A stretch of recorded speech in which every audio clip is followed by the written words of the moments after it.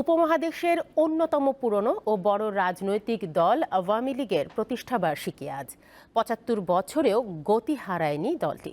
বাংলাদেশের স্বাধীনতা অর্জন থেকে শুরু করে দেশকে উন্নয়নশীল জাতিতে পরিণত করতে এই সংগঠনের রয়েছে অসামান্য ভূমিকা।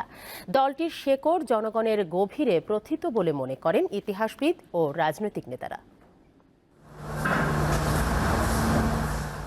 ১৯৪৯ থেকে ২০২৪ সময়ের হিসাবে ৭৫ বছর। উপমহাদেশের পুরনো রাজনৈতিক দলগুলোর অন্যতম আওয়ামী লীগ এখনো অদম্য গতিতে এগিয়ে যাচ্ছে, ধরে রেখেছে গ্রহণযোগ্যতা।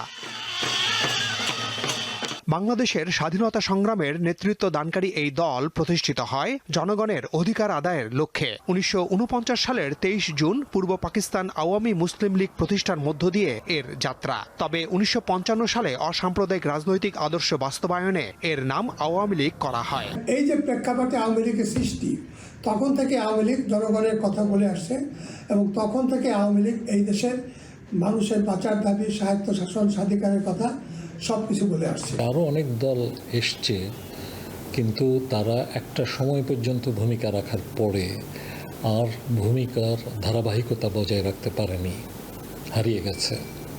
কিন্তু আওয়ামী লীগ কিন্তু একেবারে শুরু থেকে অদ্যাবধি অতি গুরুত্বপূর্ণ রাজনৈতিক ভূমিকায় অবতীর্ণ হয়েছে। ১৯৭০ সাল থেকে দলটির নির্বাচনী প্রতীক নৌকা। স্বাধীনতার পর গত ৫৩ বছরে কয়েক দফা সরকার গঠন করেছে আওয়ামী লীগ। সরকার প্রধান শেখ হাসিনার নেতৃত্বে বাংলাদেশ এখন উন্নয়নশীল দেশ।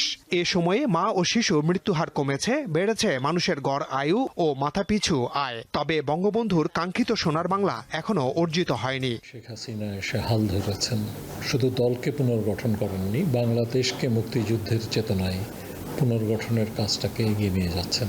দেশে ক্রমাগতভাবে বৈষম্য বাড়ছে। এখানে একটা ধনিক শ্রেণীর রাজত্ব প্রতিষ্ঠা হয়েছে, যা বঙ্গবন্ধুর যে কাঙ্ক্ষিত অর্থনীতি ছিল, আমাদের মুক্তিযুদ্ধকালীন প্রধানমন্ত্রী তাজউদ্দিন আহমেদের যে কাঙ্ক্ষিত অর্থনীতি ছিল, সমাজ ছিল, তার থেকে অনেক দূরে। তার মতে ক্ষুধা ও দারিদ্র্য দূর করার পাশাপাশি দুর্নীতির বিরুদ্ধে আওয়ামী লীগ সরকারকে কঠোর হতে হবে। মাহমুদ শাওন, দীপ্ত সংবাদ, ঢাকা।